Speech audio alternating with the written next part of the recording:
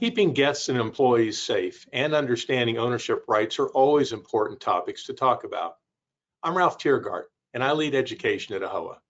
Today, we offer a special edition on this topic dedicated to Hemant Mistry, a respected AAHOA member and veteran hotel owner from Oklahoma City. Hemant was recently killed at his property during an altercation with a guest. To honor his memory and respond to our many requests, we offer today's webinar on managing guest misconduct and ensuring safety, a topic of utmost importance in our industry. We'll be covering a lot of information and we'll be answering questions as we go along, so please find the questions tab and type yours in at any time. We'll also have a wrap-up Q&A at the end of today's session. For those of you who are participating live in this webinar, you'll be able to download 2 educational resource handouts. Again, locate the handout tab and you'll be able to download 2 documents that we'll address during the webinar that you'll want to have. Also, please let other AAHOA members know about this session so that they can watch the recording when we post it later this week.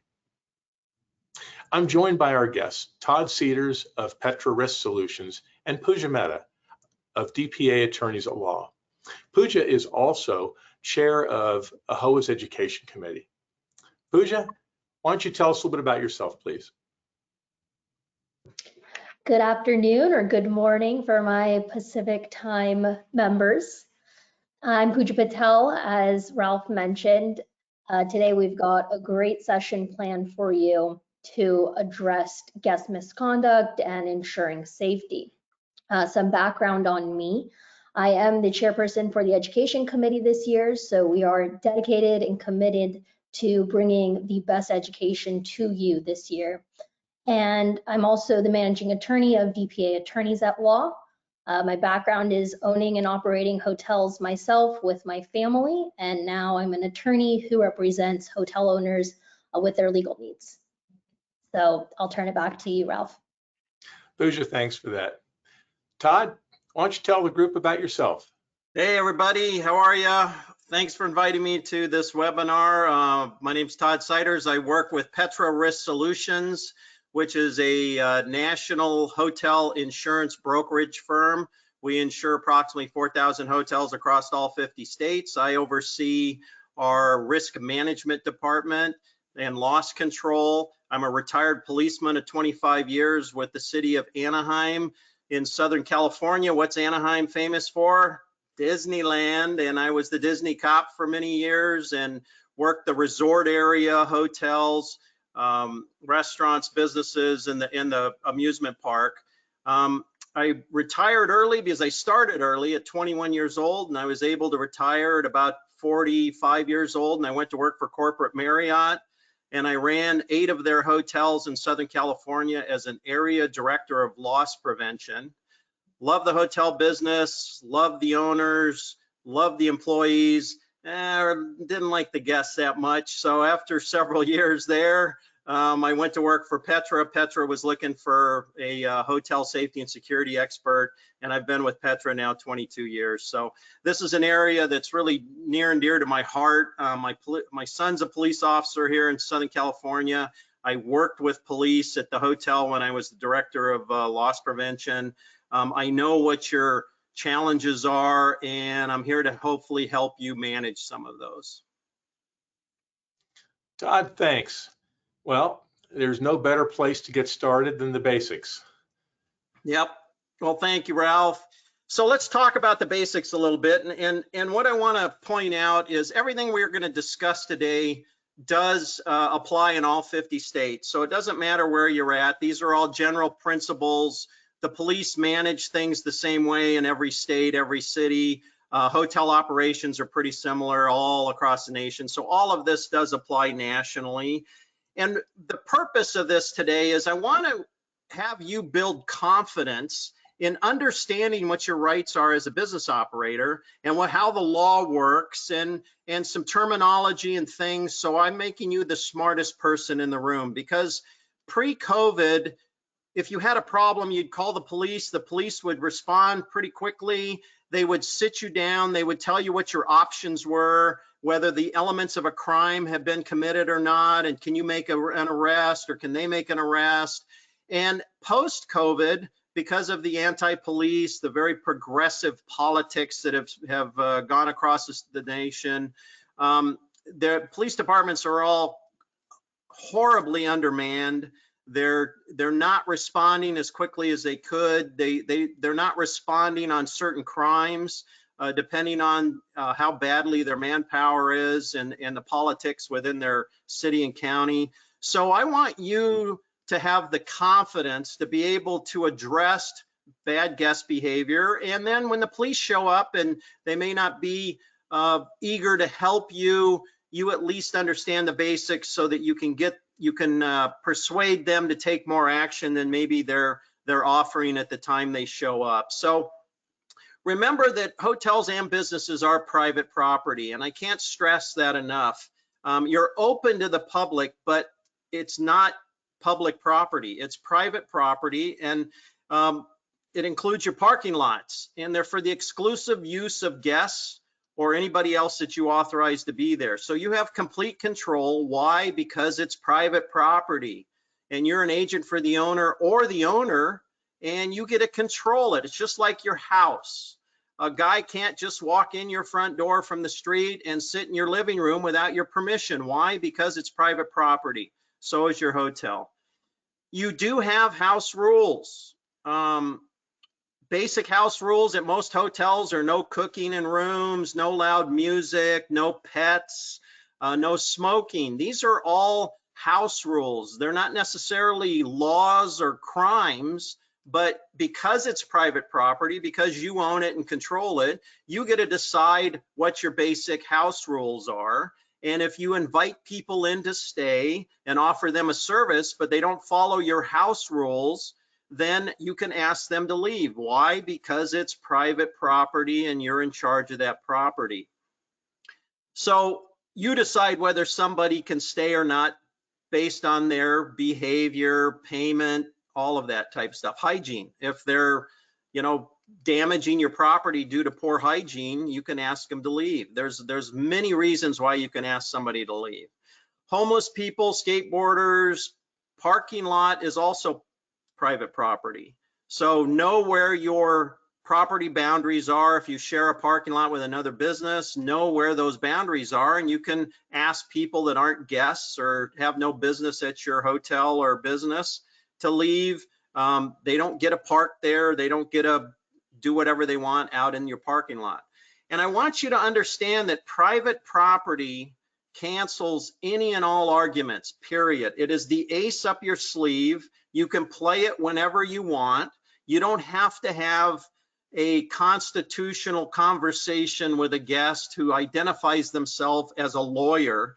Well, if they're telling you they're a lawyer, they're probably not a lawyer, because all licensed lawyers that passed the bar and graduated law school understands the very basic concept of private property and trespassing, and the owner or agent of the owner has complete control. So if somebody's telling you, arguing with you, that you can't ask them to leave, and then they try to intimidate you by saying they're an attorney, that should be almost your hint that they aren't an attorney, because if they were, they understand private property, trespassing, and who controls private property. So I want you to understand this and be confident when you're dealing with it. All right, next slide. I think I'll just add a couple of things, if I may. One thing is, there is a chat function in the webinar. If you have questions, please ask them in the chat, and then as they're relevant, we'll go ahead and ask Todd those questions. Otherwise, we'll save it to the end and ask Todd at the end. Secondarily, Todd, you mentioned that house rules, right? I feel like a good recommendation to the hotel owners is to have these house rules posted in a couple of places, and to keep them as general as possible so they're all encompassing for every and any situation that could occur. So for example, you don't have to write, no loud music and you can't do this or that in the room. Instead, you could just say, if you're causing a disturbance, that's a violation of house rules.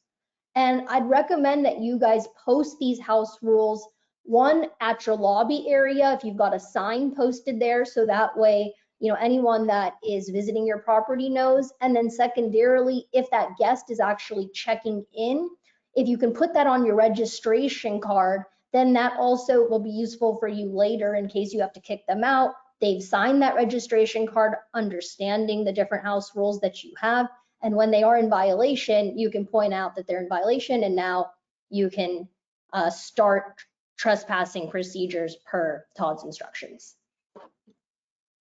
Yep, and you do some, I don't know post-COVID that much, I don't see them, but we used to have a guest registry or a guest book in each hotel room that had a menu and maybe phone numbers and channels of the television. That is a great place to put a house rules sheet in there. Just like Pooja said, generalized stuff. No, don't cause a disturbance, no smoking, no cooking in the room, things like that. That's a great idea. All right, now these are de-escalation phrases. These are phrases I want you to start using. And some of it is a Jedi mind trick. And by Jedi mind trick, I mean, if you're a Star Wars fan, you know the Jedis have a special mind melt, and they're able to make people think and do things momentarily with the use of the Force. And this is where this comes in. If you use these terminologies, agent for the owner, when's the last time anybody ever told you they were an agent for the owner? And the answer is that you've never heard it. But if you have ever leased or rented an apartment or a business, on that rental contract, it says the owner or an agent for the owner has the right to do this, that, or the other thing. So this is legal terminology, and it conveys to the person you're talking to that you may have a greater in-depth knowledge of the legal system than they do, because when you walk up to somebody and they start demanding your manager, and maybe there isn't a manager there, and maybe your title's a supervisor, and they see it on your badge and they say, hey, I don't want to talk to you, I want to talk to a manager, you can say, well, the manager's not here and I'm an agent for the owner, so you have to deal with me. And that helps you take back control, because as you know, people that are acting badly like to try to control the situation, and you need to take back control, let them know you are in charge, you know what the rules and the laws are, and that you're going to take appropriate action. Private property, everybody's used or heard, but I want you to be able to reiterate it. When somebody, you're asking them to stop doing something that they shouldn't be doing, they're going to say, hey, I can stand where I want, I can do what I want. And that's where you can say, no, I'm sorry, you can't. You know why? Because you're on private property. And on private property, as an agent for the owner, I get to decide what you can and can't do, what you should be wearing, whether you should have shoes on or a shirt, or whether you can be taking that inflatable raft into the pool because it takes up half the pool and I'm getting complaints, therefore I'm going to ask you not to use it. So trespassing, private property, everybody knows the term trespassing. Here's one that everybody knows, right to refuse service to anyone at any time. And sometimes you need to reiterate that at the beginning of an argument or conflict. Well, why are you bothering me? Well, sir, I'm an agent for the owner, you're on private property, and as you know, we do have the right to refuse service to anyone, so I need you to answer some questions or let me know why you're here. Otherwise, I'm going to ask you to leave our private property. And again, these terms help convey that you know what the law is. Everybody's heard these terms, you're invoking them. It helps you take back control and manage whatever the issue is. And then you can use the word house rules. Somebody's cooking in the room, you knock on the door, they've got a hot plate plugged in and the odor is permeating through the hallway, and you can say, I'm so sorry, but you can't cook in the room. Well, where does it say that? Well, sir, that's a house rule. It's just for safety, because a hot plate could trip a breaker on the electrical panel, because these room plugs aren't designed for a big electrical draw. It's a safety issue. It's a house rule. The Supreme Court actually years ago did pass an opinion that said all businesses can have reasonable house rules, you know, depending on their business and what services they provide. So there is case law that allows you to have certain house rules. So I want you to convey this to your staff too, not just your upper management team. Your front desk needs to know these phrases because it just makes them appear to be more knowledgeable and more in charge if they have to manage a situation that's in the lobby or right in front of them. So pass this on to your staff.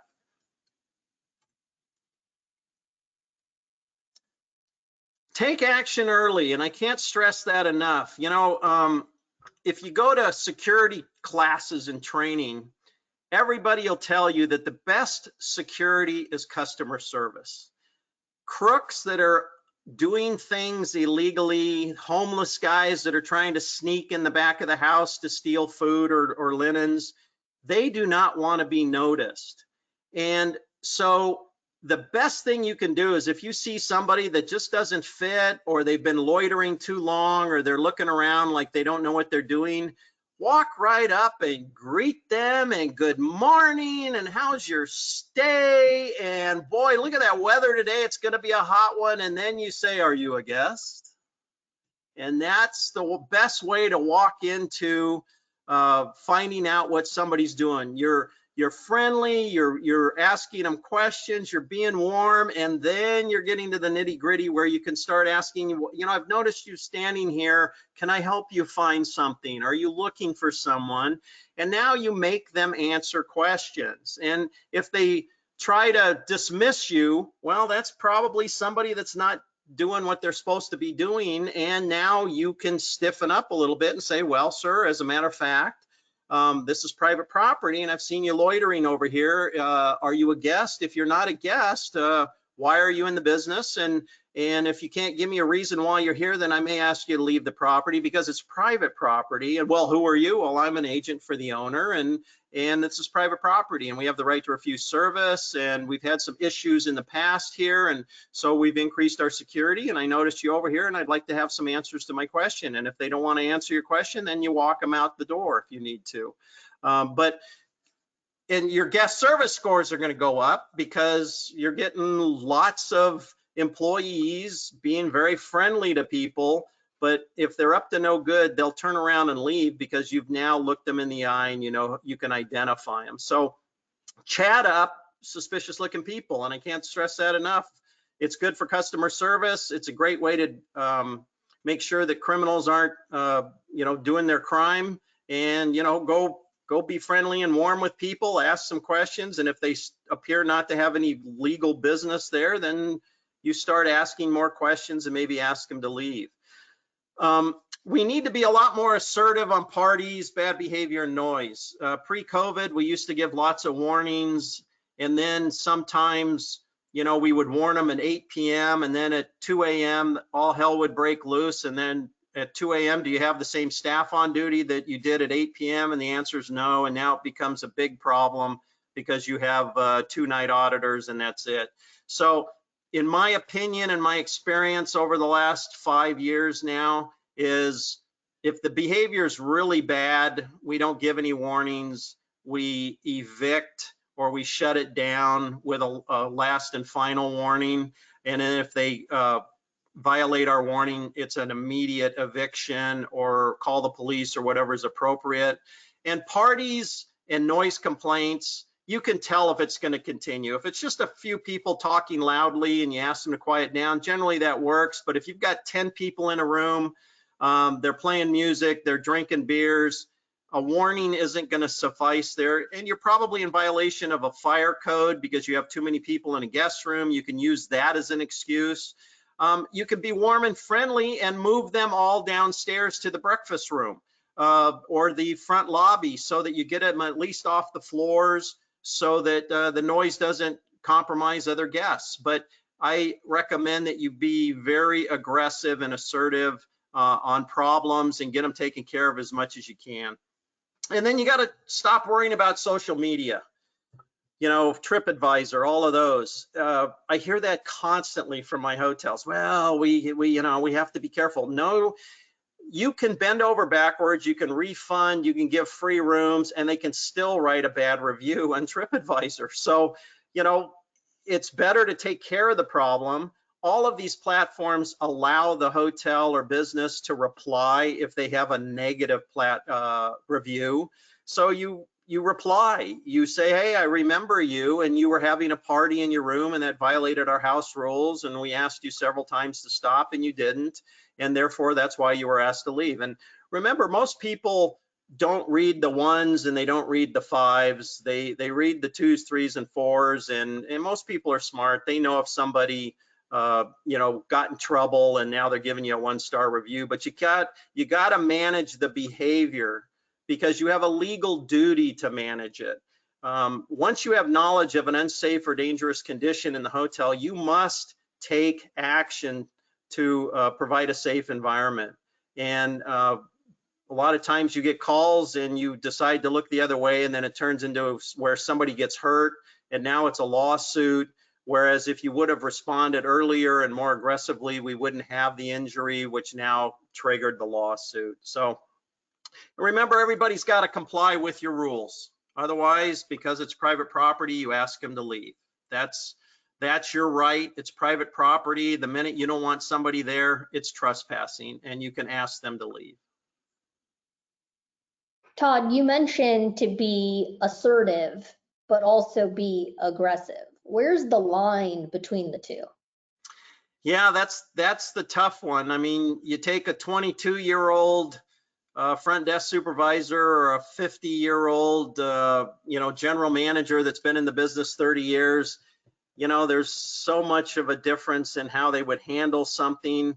I wish I had a silver bullet for that, but I think my opinion is have confidence, be assertive, be confident in what you're saying about the law, your rights as a business operator, trespassing, private property, right to refuse service. And then if they refuse to cooperate, then take action. And if that action is that we're going to lock them out, we're going to go get a couple of employees, go upstairs and evict them, or we're going to call the police, you know, that would be the next option.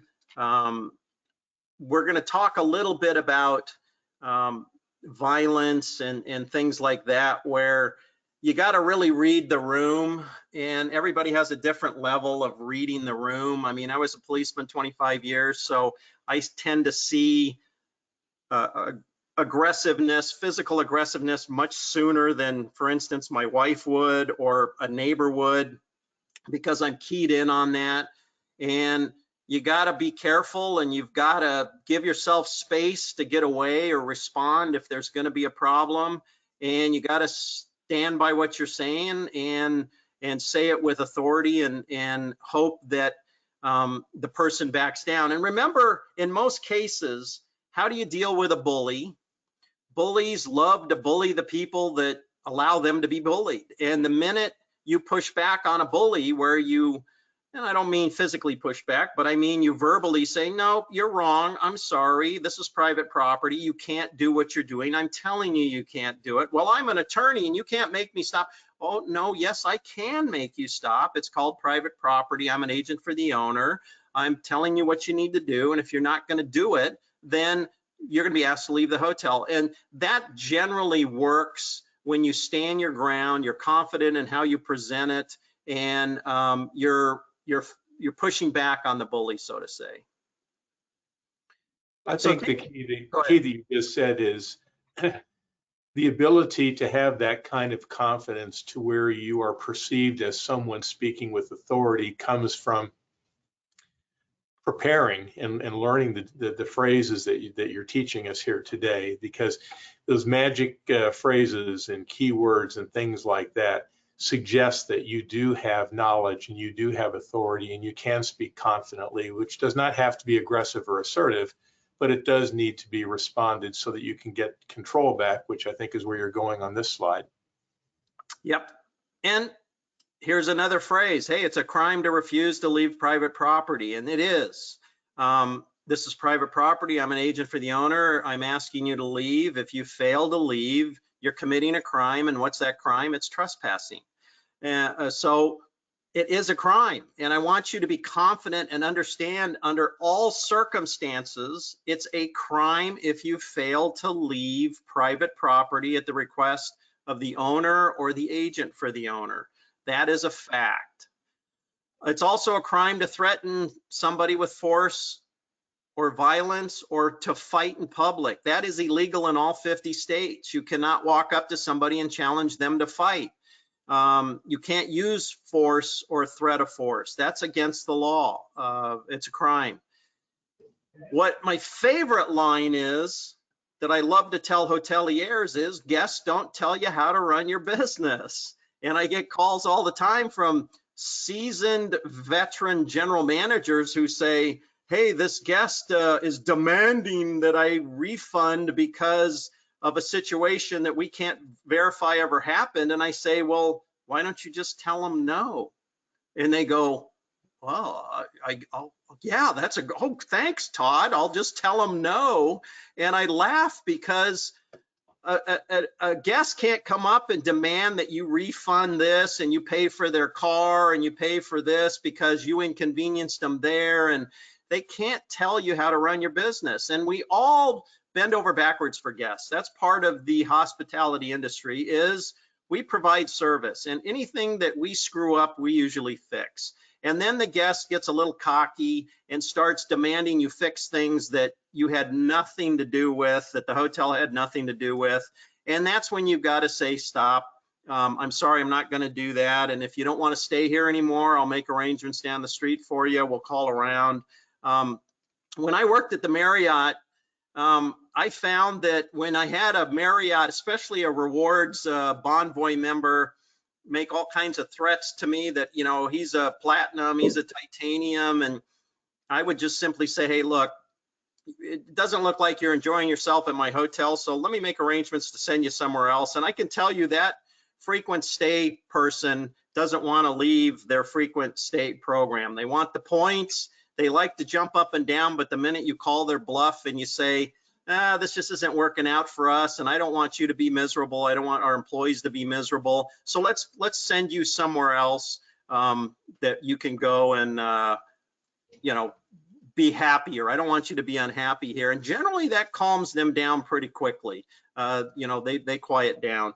So the next thing here, this 3-step process, I want you to keep things simple when you have conflict. And right now, the big thing is everybody brings out their video camera. The minute there's a conflict, the video comes out. And it's important that you get, in my opinion, if somebody brings out a camera, you immediately stop what you're doing and then you start from the beginning so you can get the whole conflict on video. Because generally they break in right in the middle of the shouting match or the argument and nobody knows what's going on, but you've got a name tag on, and so you look like you're the unreasonable one. So what I would do is I'd stop, I would tell the person what the problem is. Sir, we're getting multiple complaints about the music in your room. Tell them how to fix it. Sir, all I need you to do is turn it down. Can you do that for me? Yes or no? And you ask them yes or no. Can you do that for me? These are 3 simple requests. It makes the video much simpler, and it makes the guest request much simpler when you say, hey, sir, here's our problem. Here's what I need you to do to fix it. Can you do it, yes or no? And if they say yes, you say thank you and you're done. If they start arguing about their rights, their constitutional rights, they can play the music as loud as they want. Now you can say, no, you can't. You can tell them it's private property. You're an agent for the owner. You have house rules. You're disturbing other guests. That's a problem. You're disrupting or interfering with my business. That is also a crime. That falls under trespassing when you disrupt or interfere. And it brings, instead of going down the rabbit hole of craziness, you can just stop the crazy dialogue where they're trying to say, well, I have a Second Amendment right, and I have this, and I'm a lawyer, and you can say, stop. Here's what the problem is. Here's what the solution is, and can you do that for me, yes or no? And if they continue the circle of, I don't have to do this and I'm an attorney and all of this and that, I'd stop them again. I'd probably ask them 3 times. Here's the problem. Here's how you can fix it. Here's what to do, yes or no. And I'd ask them 3 times, and then I'm just going to say, okay, I've asked you 3 times. You can't give me an answer to a simple request. Now I'm going to ask you to leave the hotel. You need to pack your stuff. I'll give you 10 minutes. You need to leave the hotel. In 10 minutes, we're going to be calling the police to have you evicted. So that's my kind of what it's worked for me the last 20 years of giving advice to hotels. Instead of standing and arguing and going down that rabbit hole and going around and around and around you cut right through it. Here's the problem. Here's what I need you to do to fix it. And can you do it, yes or no? And if it's being videotaped, you now look very reasonable because you've said it 3 times what the problem is, what the simple fix is. You've asked yes or no. They continue not to give you a yes or a no. And now you're asking them to leave. It tends to look better on video and film and everything else. So, Todd, irrespective of whether the guest or the customer records the incident or the conversation, do you or do you not recommend the hotelier or the hotel staff to also record the conversation? Sure. You have a right to record anybody in a public space, just like they'll tell you they have a right to do that. And video is always great. Even just audio, if you don't want to hold the phone in front of you and you just want to leave it in your pocket and record the conversation, you can do that in a public space, and it's legal. Now, Pooja and I were talking yesterday about this too, that if somebody's videotaping you and you don't want to be videotaped, you have every right not to be videotaped. You can't make the person stop videotaping you because there's no way to do that without physically tackling them and taking the camera, and we don't want you doing that. But you can look directly at that camera and say, sir, I'd love to help you with your problem. Everybody in this building is here to help you with your problem, but I choose not to be videotaped. Yes, you have the right to videotape if you want to, but I also have the same right not to be videotaped. And I'm going to be right over here at the end of the counter. And when you put that camera away and come see me, I'll fix your problem, but I'm not going to do it while you're videotaping me. I don't feel comfortable you doing that. And you walk away from them. And they're going to follow you and go, oh, look, they're walking away. They're giving me terrible service. And you could even stop one more time and say, nobody's giving you terrible service. We're telling you how to get service. You need to follow our rules and we'll get you all the service you can, but I choose not to be videotaped.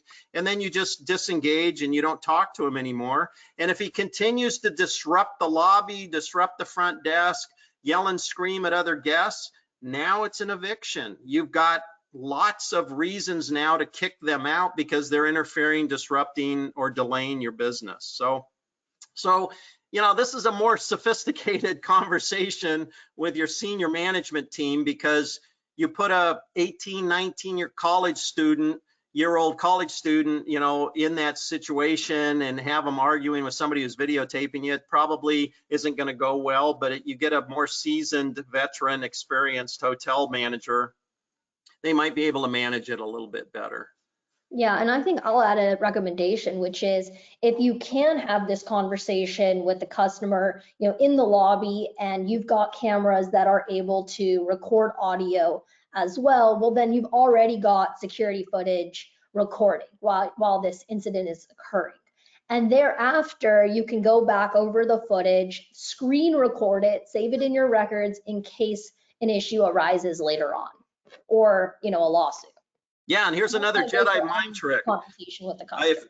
If you're having an argument with somebody and you do have a camera maybe 10 feet away, I'd say, sir, can you walk with me over here and start walking towards the camera? And then if he goes, well, what are you doing? Why are you walking? Then I'd say, well, I'd like you underneath the camera here because this records audio and video. So go ahead. Now, what were you saying? What's the problem? What can I have?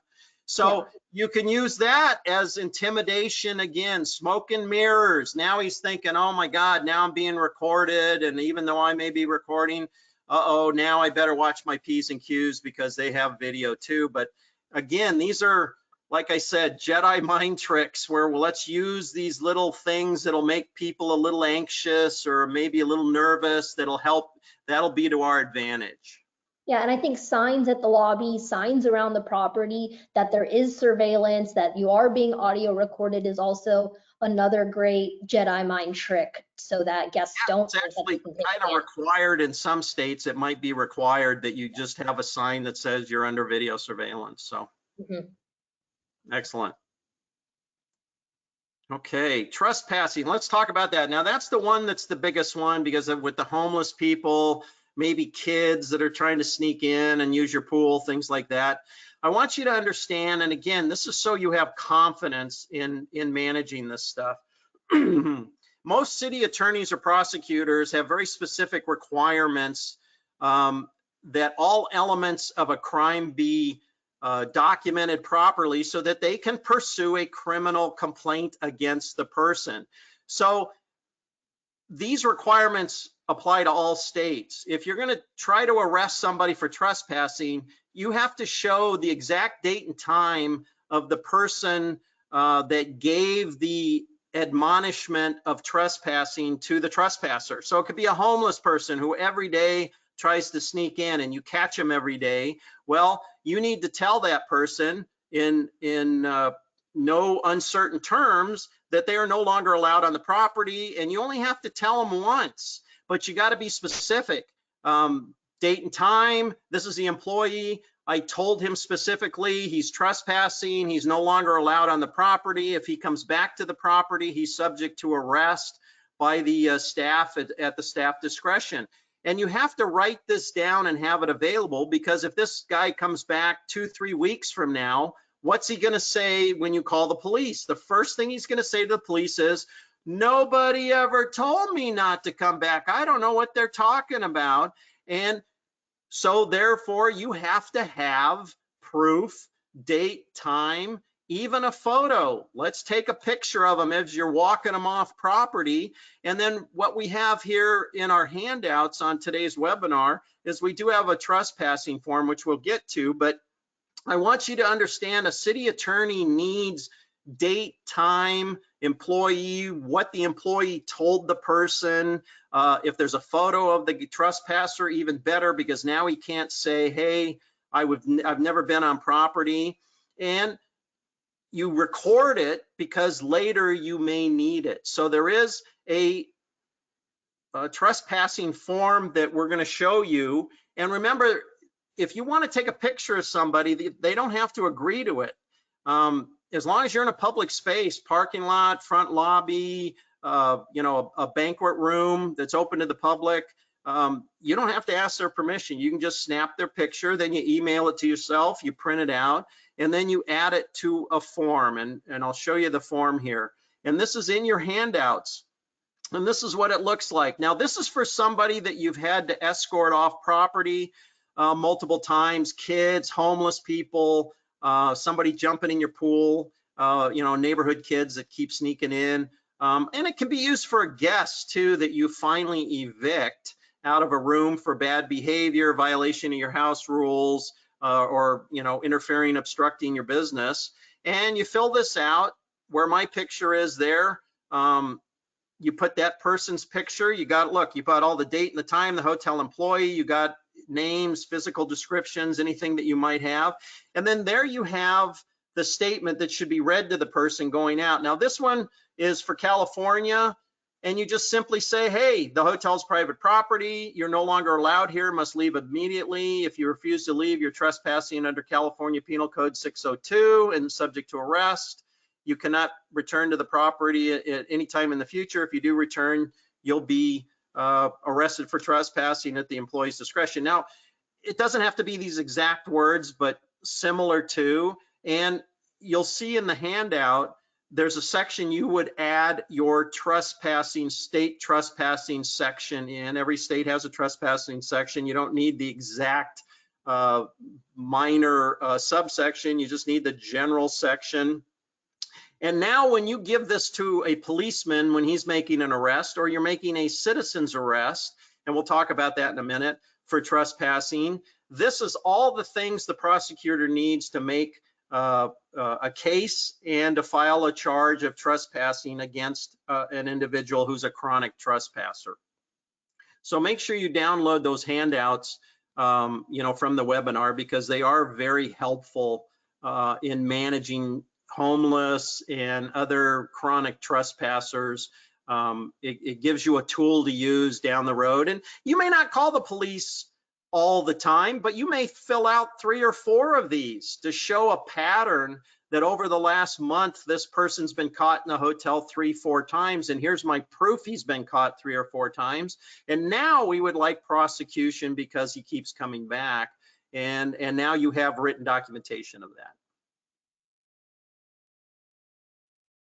And one thing you can do pretty easily is with Google, if you type in your state and then trespassing penal code section, your state, and then trespassing penal code section, it'll pop up verbiage with the number that applies to that section. You can find that reasonably easily. And I know one of the things we'll work on down the road in terms of additional educational resources is to maybe see if we can compile some of that and have that up and available at some point. But this is something you can find pretty quickly on your own. Yeah, and that's all you need is the general trespass section. And like I said, what I would do at my hotel is I would cut this section out with the proper section number, and I would have all of my management team carry it in their pocket. And then as they came across a homeless person or somebody, as they walked them out, they just read right from the piece of paper. And then in court, let's say we go to court on this, which you're never going to go to court on a trespassing. They're going to spend the night in jail and they're going to be released with credit for time served, and they're going to be released. But let's say they get a defense attorney and they want to fight it. They're going to say, tell us exactly what you said to this person. And it's hard if it was a year ago for you to say, well, I kind of said, no, you didn't say that. We don't remember. But when you pull out a little piece of paper and you go, I read from this piece of paper we all carry, this is the exact same thing we tell all trespassers. It's a very convincing argument that the person knew they were trespassing. And then you got other hotel crimes. Disorderly conduct is my favorite crime in every state. It deals with nudity and all the good fun stuff. So drunk, being intoxicated, threats, fighting. In every state, it is against the law to use words that are likely to cause violence. Well, Todd, wait, what about First Amendment, freedom of speech? Not on private property, okay? Private property, you don't have all your rights, your Bill of Rights and your amendments. You have what the owner will allow you to have. You can't protest on private property. You can't read from the Bible in the lobby and sing religious hymns unless you have the permission of the owner of that private property. You have all of your constitutional rights out on public property. That's why you see demonstrators are always on the sidewalk or in the street. They're never in the parking lot or the lobby because they have no right to be on private property.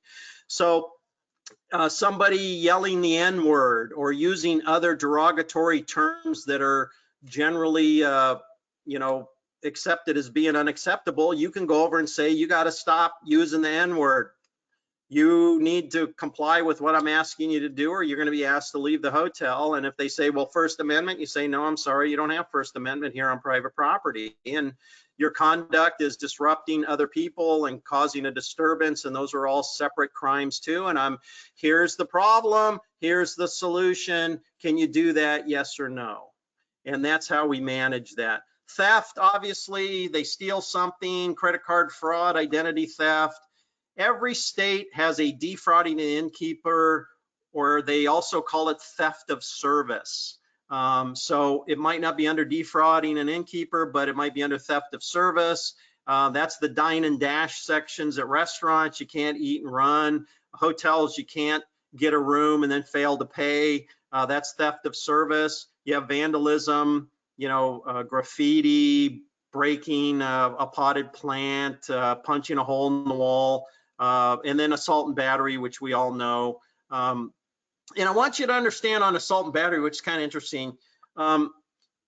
Most criminal codes for assault and battery say that you cannot inflict force or violence on somebody, but that doesn't mean you can't walk up to somebody, maybe gently put your hand on their back to turn them towards the door and kind of start walking them towards the door. That is not assault and battery. And you'll get people that say, oh, you touched me, that's a crime.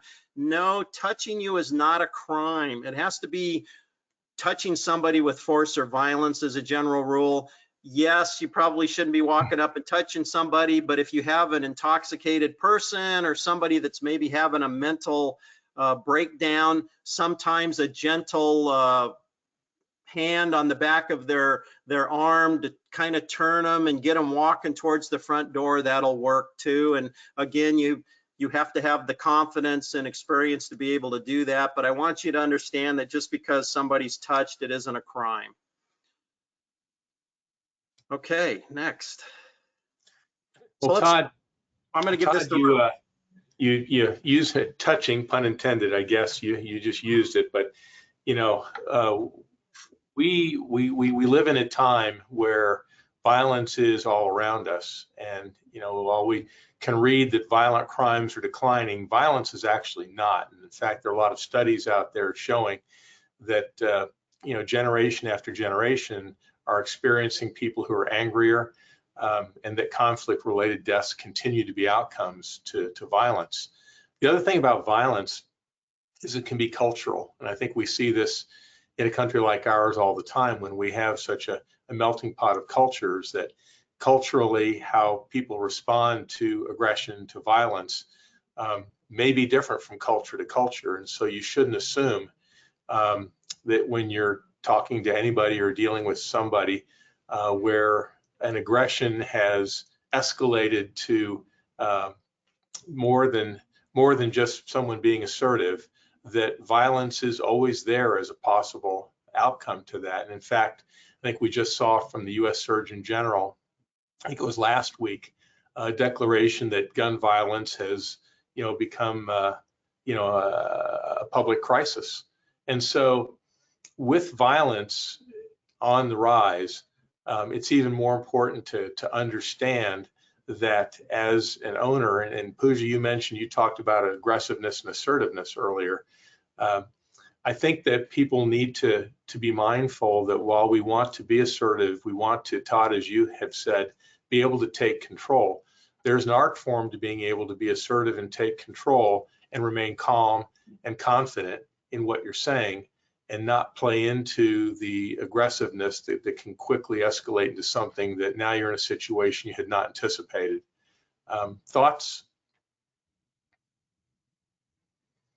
No, totally agree. And you know, in some cultures, yelling and screaming crazy doesn't elicit violence from the other person. Right. When in other cultures, you start escalating, screaming, and your voice gets louder, that could invite a punch because that other person culturally feels that this is soon going to turn into a physical attack. Therefore, I got to protect myself. So we do have to adhere to some basics. You know, screaming never helps anybody. There has to be one non-screamer in the conversation, and you always give yourself distance so that you can escape.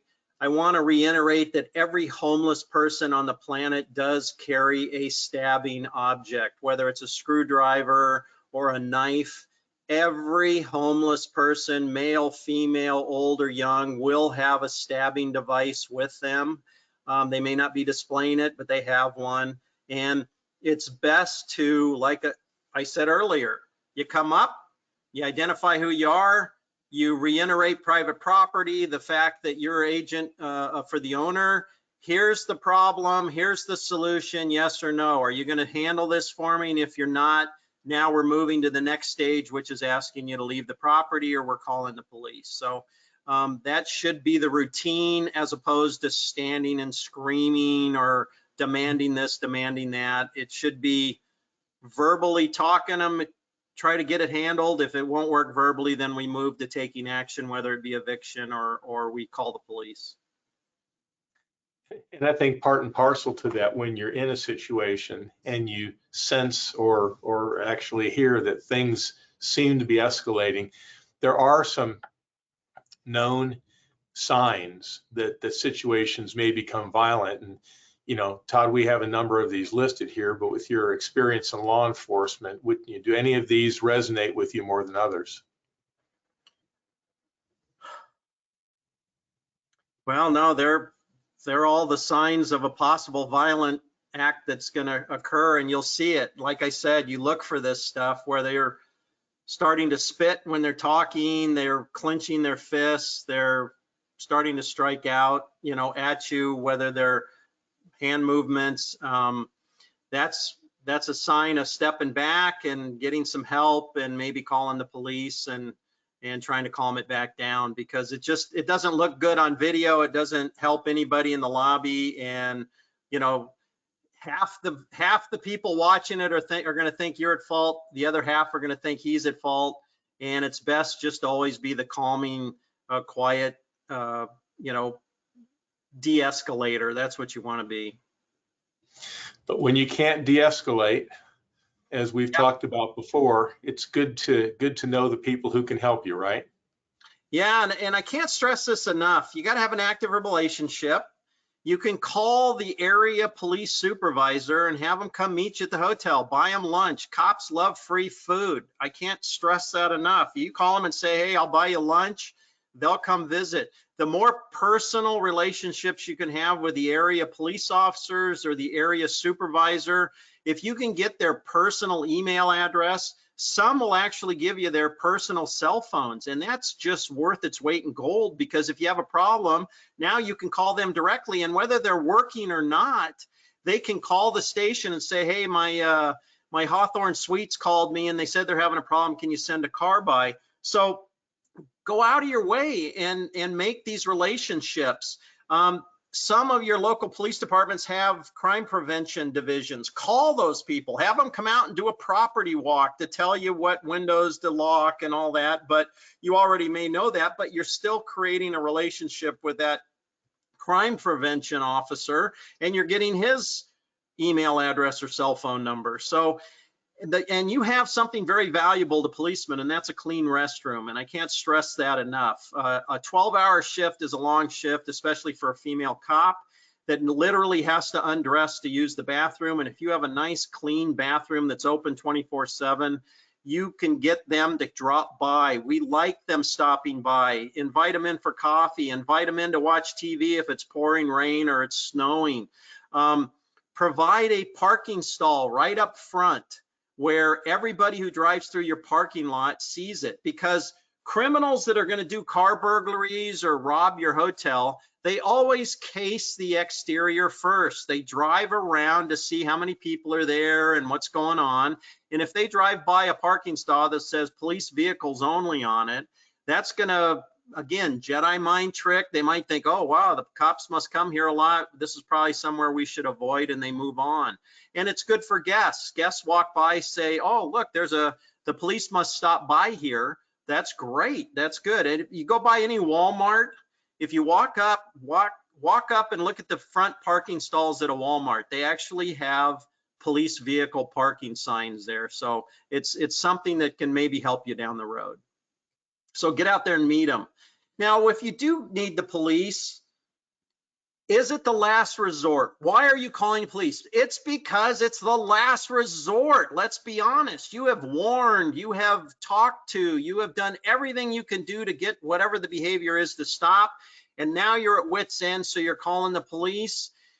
Let's make sure we're conveying that to the police, because if you call and the first thing you say is, well, this is the Marriott and I'm so sorry to have to bother you, and we have a little problem over here. Well, does that sound urgent? And does that make the phone clerk answering the call set you up on a higher priority of call? There are 3 call priorities, 1, 2, and 3. 1 is shooting, stabbings, and rape, okay? Number 2 is You got to get out there as quickly as you can. And number 3 are report calls and disturbance calls and things that can wait 6 hours if they have to. We want to be in that 2 and 1 priority 1 or 2 categories. And the only way you're going to do that is you call and you express and communicate properly. And you do that by saying, I have trespassers causing a disturbance, threatening us with violence, they're causing damage, they set a fire in the room, whatever it is. We want to get that on a taped line. And remember, it is a taped line. So we want to make sure we're conveying how urgent it is and how much we need a policeman to respond as quickly as possible.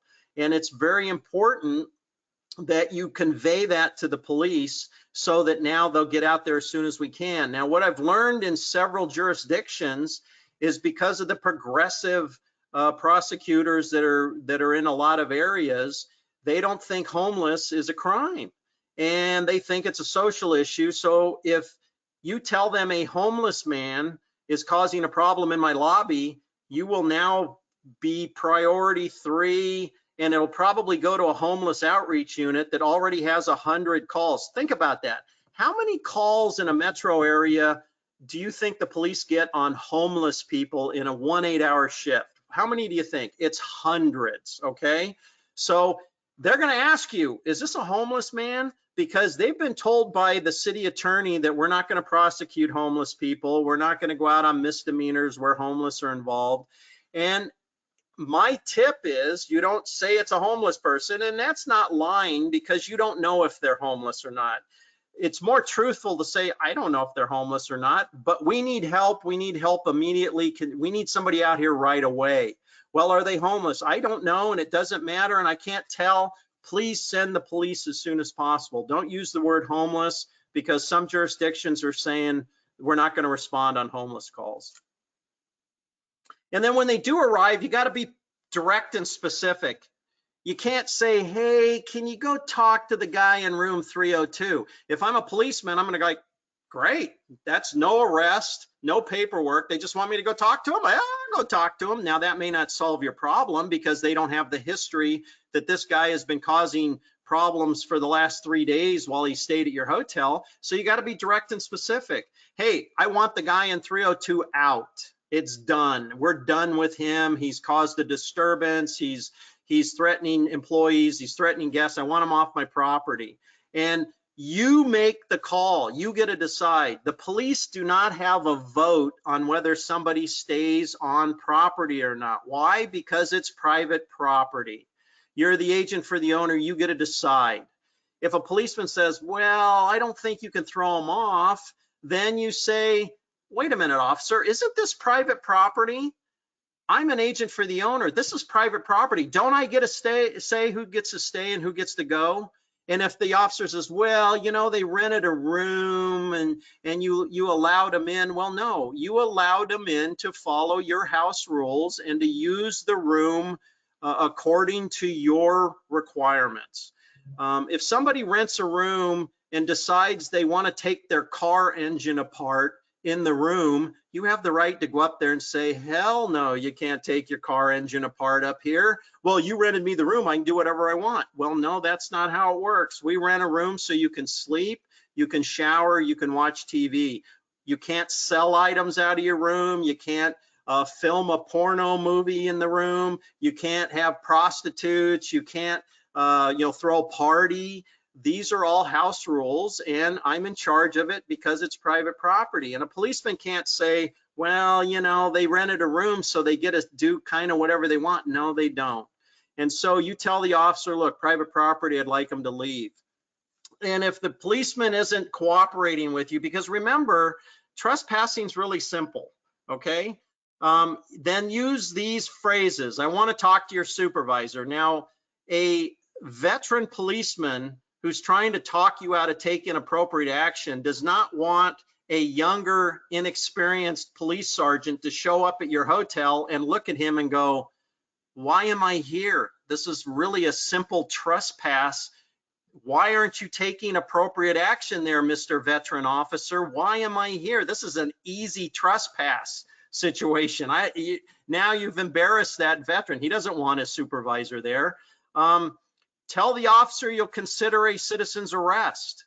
Now, let me explain citizen's arrest real quick. Not on the slide, but when you come out, when a policeman comes out and you say, get this guy off my property, that's generally no paperwork.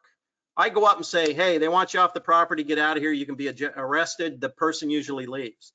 But if you say, hey, I'm going to make a citizen's arrest, officer, now that's a bunch of paperwork for that policeman. He's got to fill out forms, crime report, statements. He's got to do a bunch of stuff.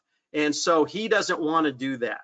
Okay, so if you say, I'll consider a citizen's arrest, you're, again, Jedi mind tricking that, hey, listen, pal, I know the citizen's arrest procedure, and I'll invoke it if I have to, which is going to make your job much harder and much more complicated. And then the other one is I'll file a formal written complaint. If you have a policeman who just flat out refuses to take any action when it's a trespassing situation or a failure to pay or not following rules. Go ahead. I'm sorry, go ahead. Yo, I was going to say then by threatening to file a written formal complaint, the policeman doesn't want that and the police department doesn't want that. They don't want to have you write a formal complaint because now that goes against the statistics of the police department. So these are three phrases that might help get the police to take more action if they're acting like they're not interested. And then on a citizen's arrest, real quick, I don't want you to be scared of a citizen's arrest. It is required if a misdemeanor is being committed in your presence and not in the policeman's presence, then the policeman's going to make you make a citizen's arrest because he didn't see the crime happen, you did. If all the elements are met for the particular crime, then you have a crime. And the elements for trespassing are really simple. Is the person on private property? Does the owner or agent for the owner no longer want that person on the property? Or was he previously warned to stay away and you've got documentation of the warning, the trespass admonishment, or he's currently on property and he's refusing to leave? Then all of your elements are met.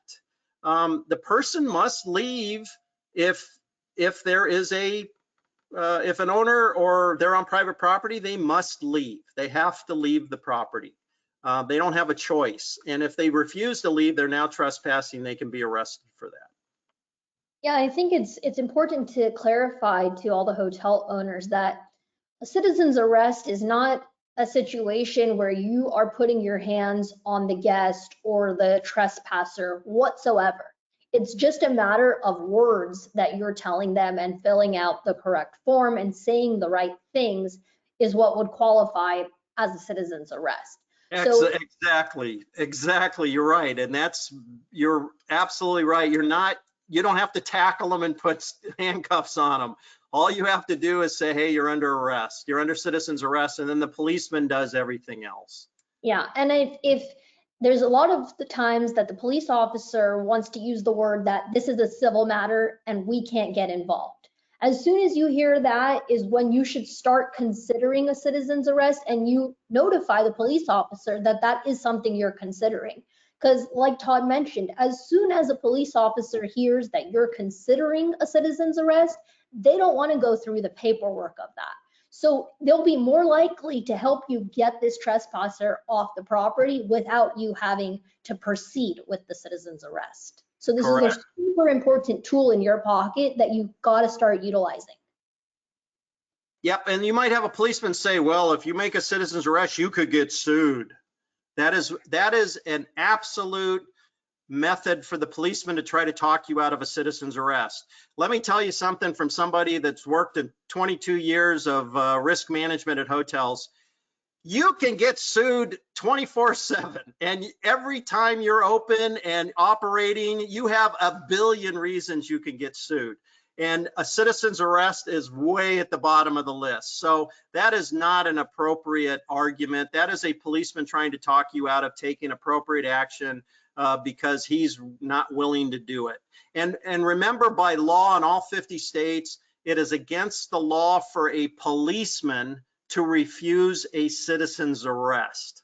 That is a law. He's committing a misdemeanor if he refuses a citizen's arrest. That's part of the Constitution, that we have the right to make arrests and take somebody to court to have our differences adjudicated. So understand that, and that's why he may say that. And if he says that, you say, I don't care, I can get sued just for being open, officer. So how are you going to manage this? Do I need to make a citizen's arrest, or can you get rid of the person or solve the problem for me? And then Todd, our final topic for today's webinar is something that I've learned about just in speaking with you earlier. You want to walk us through something that a lot of people might want to rethink? Yeah, we've in the last couple of years, obviously since post-COVID, we've had a big outbreak of the homeless issues, especially in the very highly dense metro areas, downtown cities. And we have employees that are scared to come to work now, or they're having confrontations with crazy people. And so they've asked for a tool to help manage bad behavior, especially outside influences like homeless. So we went ahead, since we do insure a whole bunch of hotels and we deal with the insurance carriers and the brands, hotel brands regularly, we got everybody together, we had a big discussion, and we came to the conclusion that pepper spray is an effective tool. It's something that'll help manage the fears in your employees. Remember, under OSHA rules and regulations, you have to provide a safe work environment. And if there's threat of being physically assaulted, then you need to take some sort of actions to help protect your employees. We went to the major insurance carriers. We asked them if they would have any problem covering this if we do have an employee that uses pepper spray in a defensive way to get out of a possible physical or threatening violent situation. And they said, yep, we agree that now is the time that pepper spray could be introduced. And the major brands have said, okay, we'll start allowing it. But of course, with anything, you got to have a written policy or SOP on it. There should be some training involved, some protocols, and some controls over it. If you look in the handouts for the webinar, you'll see a sample policy. It's just a sample. This sample has one that I used in California, so you'll see some California law quoted, but all you need to do is Google what your pepper spray laws are in your particular state, if there's any. California is the freak of the nation, so they have frickin' rules on everything, okay? So, but if you go to one of these smaller states, reasonable states, they may not even have any rules on pepper spray other than you can possess it and use it in a defensive way. So, you know, research that. But you also, if you're going to buy it, you got to get a safety data sheet, of course, and have it on file in the event you're using it. You know what the first aid is and those types of things.